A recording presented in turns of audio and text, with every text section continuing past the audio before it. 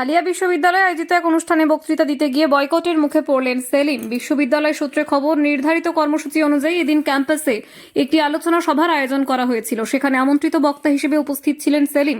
তবে অনুষ্ঠান শুরুর আগে একাংশ পড়ুয়া এবং ছাত্র সংগঠনের পক্ষ থেকে তার বক্তব্যের বিরোধিতা করা হয়। তাদের দাবি, সেলিমের নির্দিষ্ট কিছু মন্তব্য এবং রাজনৈতিক অবস্থানের প্রতিবাদে এই বয়কটের সিদ্ধান্ত নেওয়া হয়েছে। প্রতিবাদকারীরা সভাস্থলের বাইরে স্লোগান দেন এবং ব্যানার পোস্টার নিয়ে অবস্থান বিক্ষোভ করেন।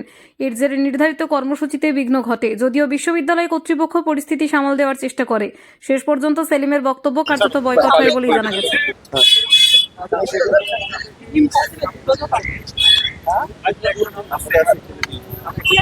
एक साथ ले लीजिए, हम मेरा नमाज का वक्त हो गया, हम निकल जाएंगे, एक साथ आ जाइए।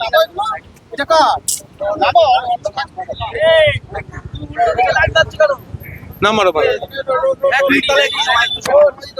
নওশাদদা, আজকে আপনি যখন বক্তৃতা রাখছিলেন সেই সময় মোহাম্মদ সেলিম আসেন। মোহাম্মদ সেলিম যখন অডিটোরিয়ামে আসেন তখন দেখা যায় ছাত্রদের একাংশ হল থেকে বেরিয়ে যায় এবং পরবর্তীকালে তারা প্রতিবাদ জানান যে মোহাম্মদ সেলিম এখানে ঝামেলা করতে এসছে এবং ঘোলা জলে মাছ ধরতে এসছে।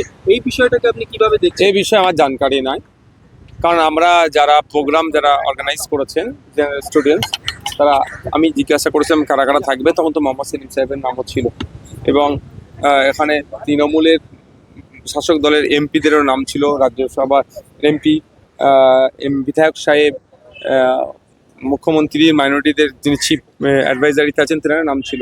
এর থেকে বেশি কিছু আমি জানি না। আমি তারপরে যখন কিছু ছেলে বার হচ্ছিলাম দেখেছি, কে বললো যে কি ওদের আলিয়া আপনার নিউটাউন ক্যাম্পাসে যে বাসটি আছে সে বাস ছাড়ার সময় হয়ে যাচ্ছে।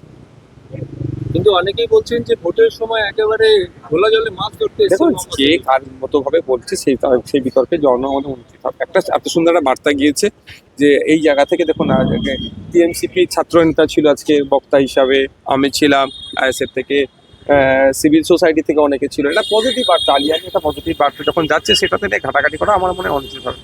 ছাত্ররা আজকে বলছেন যে এক শ্রেণীর ছাত্র বলছেন যে মমতা বন্দ্যোপাধ্যায় যে উন্নয়নমূলক কাজ করেছেন সেটা সত্যি ভালো, কিন্তু চাকরির ক্ষেত্রে আবার দেখা গেছে চাকরিটা হয়নি। মানে এই বিষয়টাকে আপনি কিভাবে দেখছেন?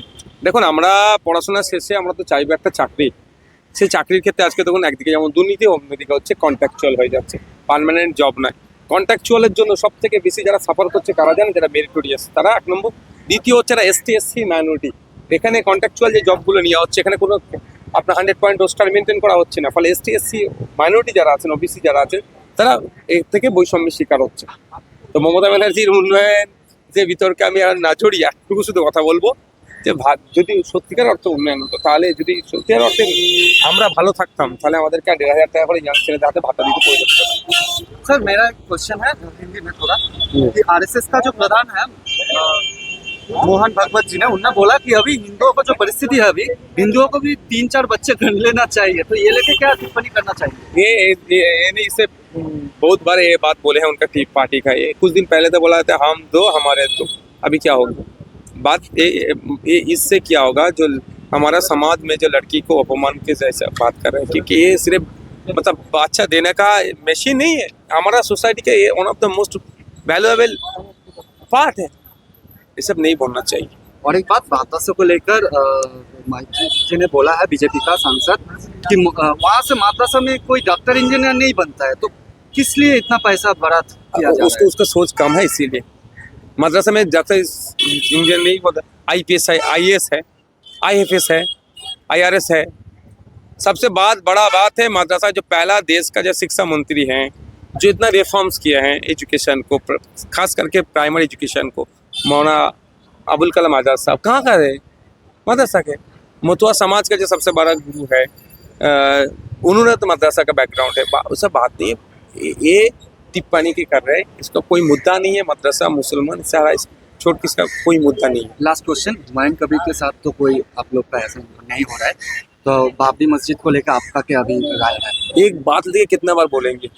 मंदिर मस्जिद बना कोई भी बनाएगा, लेकिन स्टेट सरकार नहीं बनाना चाहिए। আচ্ছা, সিপিআইএম এ প্রতিকুল রহমান শোনা যাচ্ছে আইএসএফ জয়েন করবে, কি বলবেন? না, এই ধরনের আমাদের সাথে কোনো আলোচনাই হয়নি। আর কংগ্রেস বলছে একলা চলবে, আইএসএফ কি সিপিএম এর সাথে যোগ করতে? হ্যাঁ, অনেক আলোচনা এগিয়ে যাচ্ছে। তো সিপিএম না, লেফট ফ্রন্টের সাথে, তার সাথে অনেক যে পার্টগুলো আছে তাদের প্রত্যেকের সাথে আলোচনা চলছে। আরেকদিকে জেএমপির হুমায়ুন কবির বলছেন যে উনি কিং মেকার হিসেবে লড়বেন, উনি বিজেপিকে ব্যাকিং দেবেন। কি বলতে আমি বলতে পারবো না উনি কোন বিজেপি কে ব্যাকিং করবে উনি ওদের কোনো রেকর্ড পাওয়া গিয়েছে? উনি বলেছেন বিজেপি কে ব্যাকিং দেয় না বিজেপির বিরুদ্ধে লড়বে কোনটা? বিজেপিকে ব্যাকিং দেবে, তৃণমূলকে সরাতে। না আমি এটার সাথে আমি এগ্রি নয়। আমি আমার কথা পলিটিক্যালি বিজেপি তৃণমূলের বিরুদ্ধে আমি লড়াই করবো। বলছি আপনাদের সঙ্গে জোটের কথা প্রসঙ্গে বললেন যে সিপিএম আইএসএফ এত আসন চাইছে করা সম্ভব নয়।